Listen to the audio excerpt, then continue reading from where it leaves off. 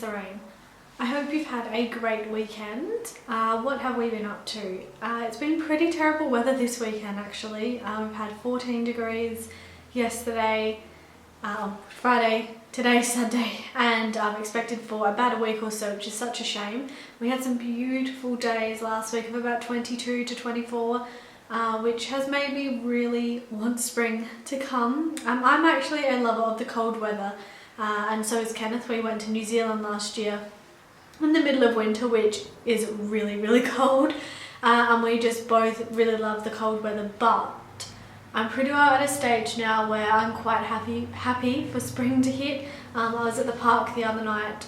We took Bailey for a walk and I did some yoga, and it was just so nice to be outside in the sun, just getting out in nature and stuff. So I'm really hoping that the warm weather comes back again soon, and that winter is over and done with. We've had a very wet winter this year, so I'm pretty happy for spring to come about. So many lovely comments on my last video. If you haven't seen that one yet, I highly suggest you go and check it out.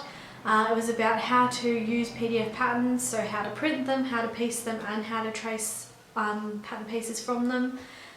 So many people said that it has helped them and made them realise that PDF patterns are not quite as scary as what they thought. So I'm really happy that I've been able to help some people out. I think that I'll try and do some more of them in the future, some more like sort of classy how-to type videos. So thank you so much for your kind comments on that one. Today I am sharing with you my first ever thrift shop haul. I've wanted to start buying from the thrift shop or op shop in Australia for quite a while now, but have just never really gotten around to it, or have been into a couple and not really, thought about what I wanted. I have been a watcher of thrifted transformations for quite a few years now, and I've watched all of the episodes, and so I've been super inspired recently to go and find some items for the thrift shop and put them to good use.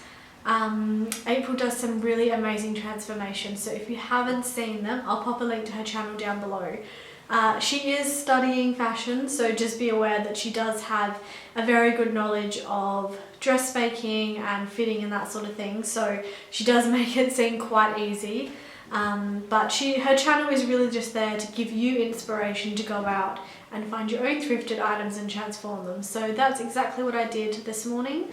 I popped out to a thrift shop just around the corner from us and found quite a few items that I liked. I think one of the most important things when you're going into a thrift shop to look for items like that is to remember that you don't necessarily need things in your size. I was particularly looking at fabrics that I liked, so one of the sets I've got to show you is a size 18, which is fantastic for me because it means that there's heaps of material to use.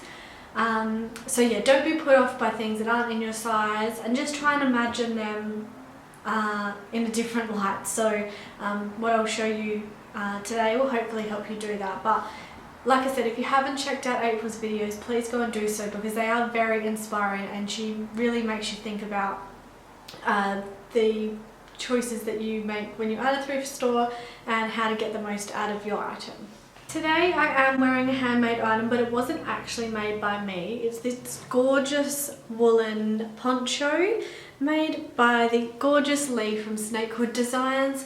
She's a Streaky Bay local, which is where Kenneth's from, and she makes the most gorgeous crocheted things. So I will link all of her social media and Etsy shop down below, so make sure you go and check her out. It's such good quality and it's so toasty warm, so definitely go and check her stuff out. The first thing that I picked up today was actually the very first thing that I saw when I walked into the store. It was at the end of one of the hanging rails, and I just could not let that one go. It is this gorgeous skater skirt, which is actually a size 10, but fits me quite okay. Like, I'm not sure I'm going to have to do too many adjustments to this. So I'm not sure if it's supposed to be worn a little bit higher maybe, but it is quite short too, so if it was on a size 10, I would assume it would be very short on you. It has this gorgeous floral pattern on there, and also an invisible zip down the back, which is really handy because I think I'm going to keep that. All I'll need to do with this is take in the sides a little bit, so this is a really easy transformation. This was $4. It is actually a Alley Fashions skater skirt, so and it has the original tag on it still, so that would suggest to me that it wasn't actually worn. So $4 for this is an absolute bargain. I adore the material and I think it'll be really pretty for spring. The next thing I picked up is actually a set, and it is a floral skirt and a floral shirt. So they came as a set.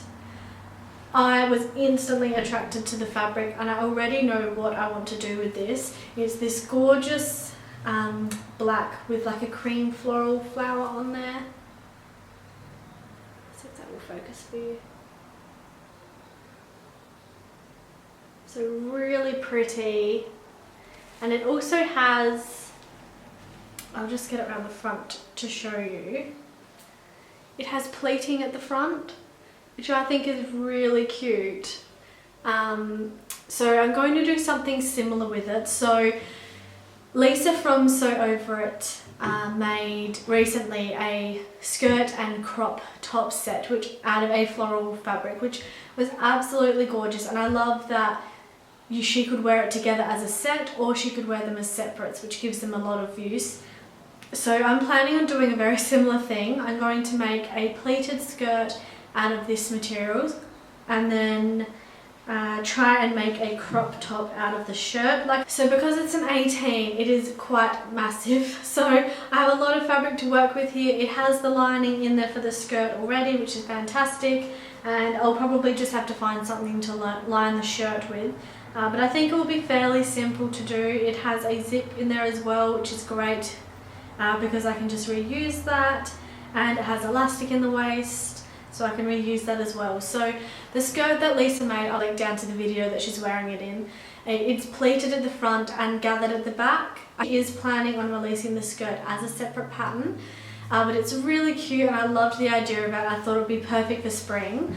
This set cost me $10, so again, really cheap, and for how much material I've got, I think it's a really good bargain. The next thing that I picked up is this kimono. It's a Target kimono. It's got a silk feel to it. I'm not actually sure whether it is silk or not. I don't think it's got a tag in here. No, but it has a silky feel to it, and I love the material.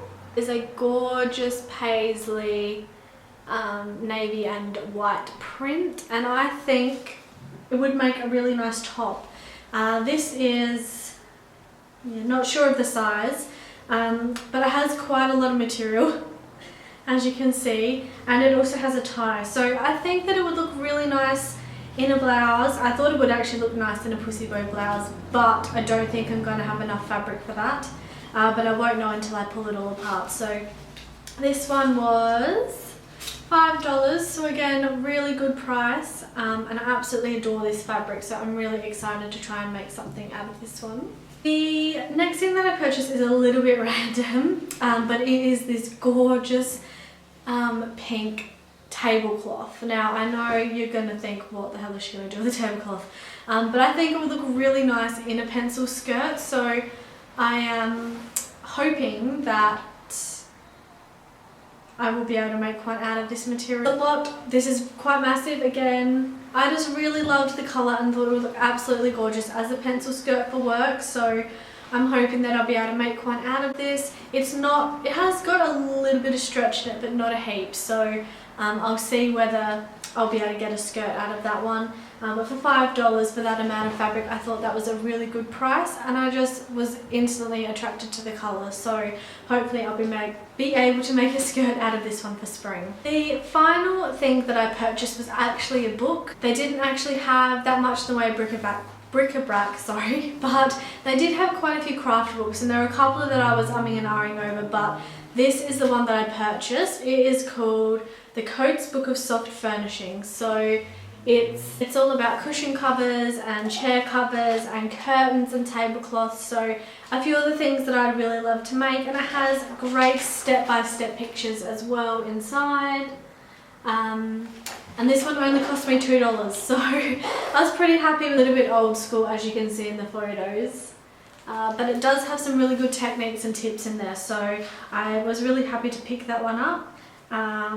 It was given to somebody in 1989, which I think is quite cool to reuse something that somebody got as a gift. I just think that's really awesome, so I hope that I can put it to good use. I hope you've enjoyed this video. I will be sharing my transformations with you, obviously.